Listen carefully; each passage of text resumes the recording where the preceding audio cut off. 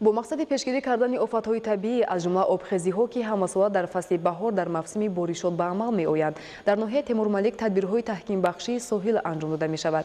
این نوبت در دایره یک اقدامی دسته‌جمعانه ساحل‌های دریای سرخاب مستحکم کرده می‌شوند. حکمت الله حسین زاده از ناحیه تیمورملک گزارش می‌دهد.